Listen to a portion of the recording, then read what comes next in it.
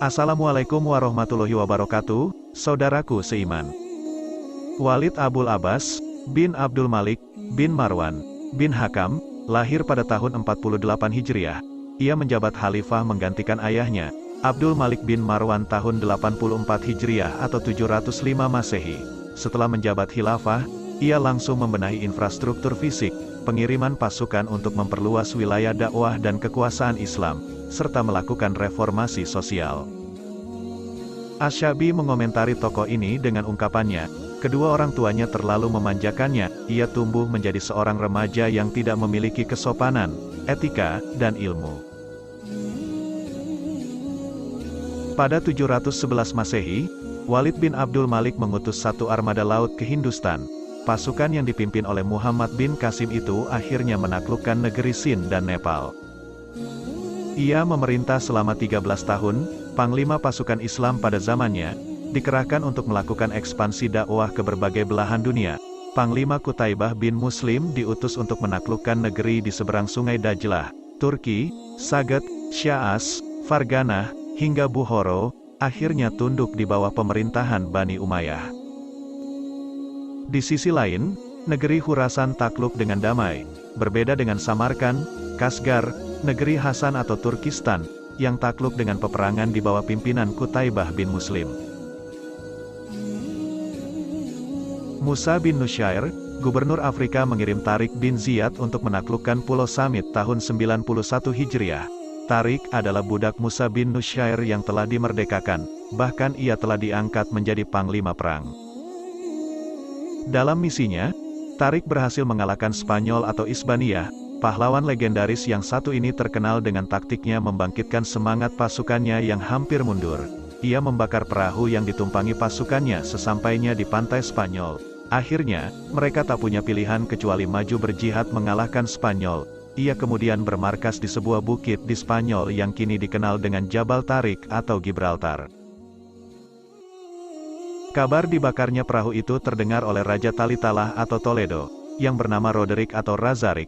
Kala itu pasukan Tariq berjumlah 12.000 orang dan tentara Gotik atau Kristen berkekuatan 100.000. Pertempuran antara kedua pasukan di sebuah muara sungai Barber, yang kemudian dimenangkan oleh pasukan Tariq bin Ziyad. Setelah memberitahu berita kemenangannya kepada Musa bin Nusyair, ia meneruskan penaklukan ke daratan Spanyol. Tariq membagi pasukannya menjadi 4 kelompok dan menyebarkannya ke Cordoba, Malaga, dan Granada. Ia sendiri dengan pasukannya ke Toledo, ibu kota Spanyol. Sementara itu Musa bin Nusyair membawa 10.000 pasukan ke Spanyol untuk turut meluaskan kekuasaan Islam tahun 772 Masehi. Musa mengambil jalan dari arah Medina Sidonia dan Carmona dan menuju masuk ke Merida.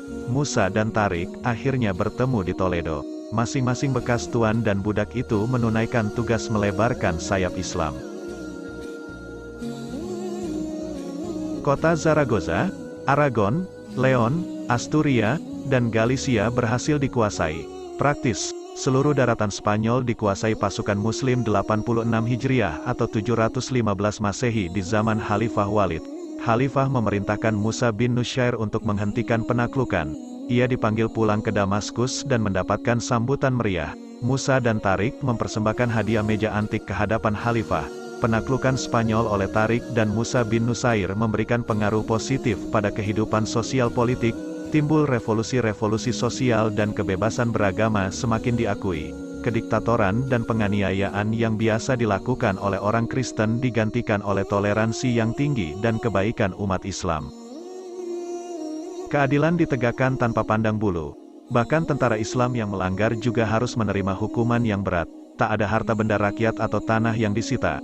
Orang-orang Islam menerapkan sistem perpajakan yang sangat jitu, yang sempat membawa kemakmuran di semenanjung itu, bahkan menjadi negeri teladan di barat. Orang-orang Islam dibiarkan memiliki hakim sendiri untuk memutuskan perkara mereka. Semua komunitas mendapat kesempatan yang sama dalam pelayanan umum. Pemerintah Islam sangat baik dan bijak dalam menjalankan pemerintahannya. Ini membawa efek luar biasa terhadap kalangan Kristen bahkan para pendetanya. Seorang penulis Kristen pernah mengatakan, Muslim-Muslim Arab itu terorganisir kerajaan Cordoba dengan baik. Ini sebuah keajaiban di abad pertengahan. Mereka mengenakan obor pengetahuan, peradaban, kecemerlangan dan keistimewaan bagi dunia barat. Saat itu Eropa dalam kondisi percekcokan, kebodohan, dan gelap. Ketika Tariq meminta izin meneruskan penaklukan ke seluruh Eropa, Khalifah memanggilnya untuk kembali ke Damaskus. Dengan penuh taat dan disiplin ia memenuhi panggilan Khalifah. Tak lama kemudian Tariq meninggal dunia. Sementara itu ekspansi ke negeri Romawi dipimpin oleh Panglima Maslamah bin Abdul Malik. Banyak benteng mereka yang jatuh. Yang terkenal adalah benteng terkuatnya Tuanah, Amuria, Isbilia, Hiraklah, Kamunia, Tartus, dan lain-lain. Negeri besar tersebut akhirnya jatuh ke pangkuan Islam. Pada saat kekuasaan Islam mengembang dan menguasai daerah-daerah Spanyol, Romawi, Hindustan, dan lain-lain, Khalifah mengkonsentrasikan pada pembangunan fisik. Sarana-sarana fisik dan infrastruktur untuk memakmuran rakyat dibangun di mana-mana. Di satu sisi wilayah Islam meluas ke pelosok negeri, kemakmuran rakyat ditingkatkan. Khalifah memerintahkan pembangunan sumur air di Madinah dan renovasi jalan-jalan umum. Dialah yang membangun rumah sakit pertama kali dalam sejarah Islam. Para penyandang cacat dan kaum duafa dilarang keluar ke tempat umum. Mereka ditempatkan di panti jompo, dan para pengurusnya diberi fasilitas gaji oleh pihak negara. Para tunanetra diberikan pembantu yang juga ditanggung oleh negara. Negara juga memberikan gaji kepada para ahli Al-Quran. Ia juga yang membangun sarana rumah singgah bagi para musafir dan pendatang. Masjid Nabawi di Madinah dan Masjid di Al-Aqsa dibangun kembali oleh Walid, sehingga Masjid Nabawi meluas dan makam Rasulullah masuk ke lingkungan masjid. Ia memprakarsai pembangunan masjid besar di Damaskus, yang dikenal dengan Al-Jami Al-Umawi. Pembangunan masjid besar ini menelan biaya 1.200.000 dinar. Tak heran bila Az-Zahabi menyatakan, Walid bin Abdul Malik telah menegakkan jihad dan melakukan penaklukan di negeri-negeri, seperti yang dilakukan Umar bin Al-Khattab. Seorang sejarawan juga pernah mengatakan, jika Muawiyah yang mendirikan negara Bani Umayyah, maka Walid bin Abdul Malik yang menegakkannya sampai teguh. Yusuf Shawib dalam bukunya, Sejarah Daulah Umayyah di Damaskus menutup kisah Khalifah ini dengan ungkapannya, Khalifah Walid I, yaitu bin Abdul Malik, meninggalkan nama yang sangat harum dalam sejarah Daulah Umayyah, dan merupakan puncak kebesaran daulah tersebut.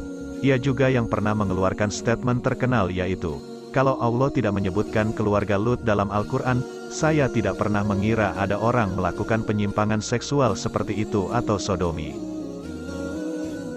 Walid bin Abdul Malik meninggal tahun 96 Hijriah di Damaskus. Kekhalifahan digantikan oleh saudaranya, Sulaiman bin Abdul Malik.